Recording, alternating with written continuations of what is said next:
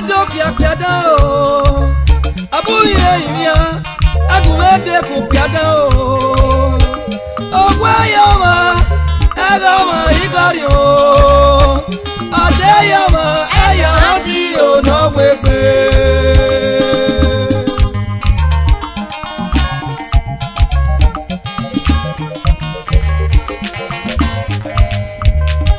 ogwa yoma agilele de ogari me ogwa ogwa yoma agilele de ogari me moto ogwa yoma agilele de ogari me upo ogun no gbe magade ekeje le o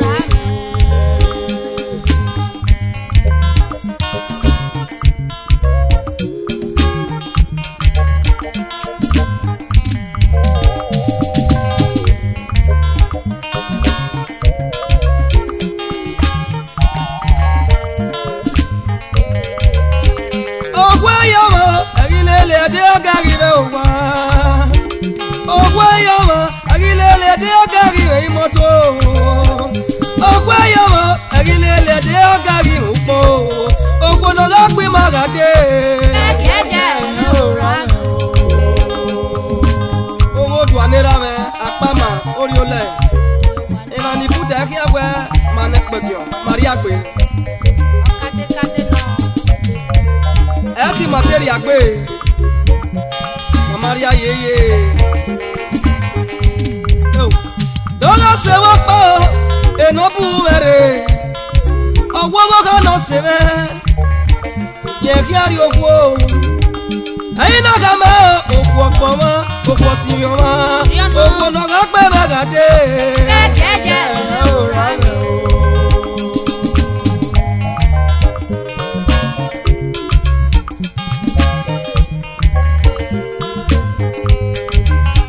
Dola se wa pa no buwere owo everybody cannot be leader ye kiari ogwo ayina kama Okhuodan Okhuodan ogwo no ga gbe magade ekeje no rano ogwo no gbe mani pegio ekeje ma baba kate kate ye mani mo go no ma no pegio pe ma ba o edo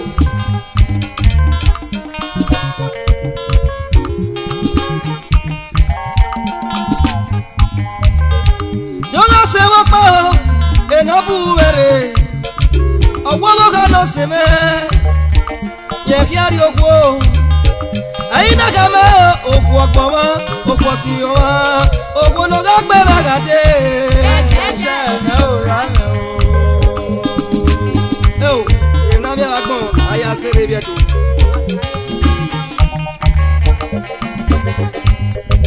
unu mo na pere ma oseberi Okhuodan Okhuodan ana gwere fwa ari Okhuodan ana gwije fwa o ogbono ga gbe magade ekeje no rano uwe ni wewe alobo agumeri uwe ni wewe no ja me ko da me ku ye unu mo la pebe ma asemeri Okhuodan ari Okhuodan ana gwije fwa ari Okhuodan ana gwere fwa o ogbono ga gbe magade ekeje no rano udazi no ba apama ori ole emi eri sunu me to ni mayera ere no ko mala lawa egbe ya na kure kure olele okori lawa ne ezozo ari kui ai aga me pe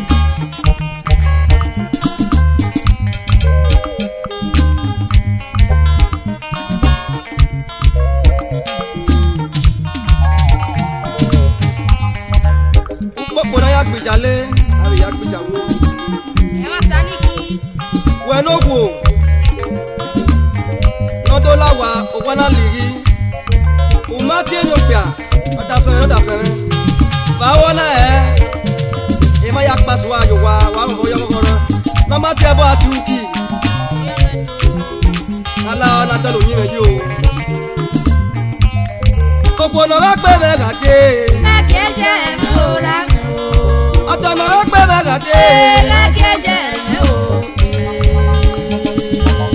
Efe no mi ye me. Ene me tade si. Be gun ayo re, gun ayo. Emi ni ku owu. Ka bo da me wo do.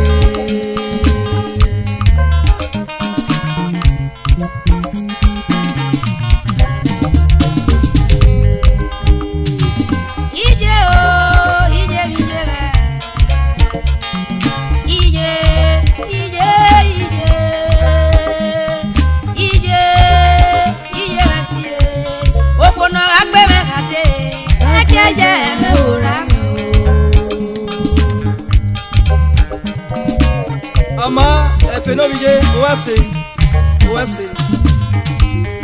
Odono ga pe me ga de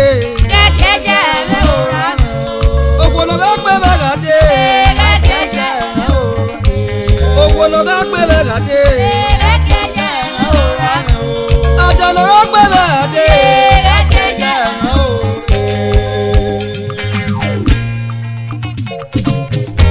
Ogo tu anera me Ibi aje Okhuodan la gbasi owo wa ni ona bewu Okhuodan la gbasi o aya e bo se wada nene baba egbogbo ni eke ni ye o Ibi aje Ami yo mo we mi ara yo do we mi no ya mi emi ni o de gbe lawa o ya ota Benuwe na ye me ka we kedeji ukire wa o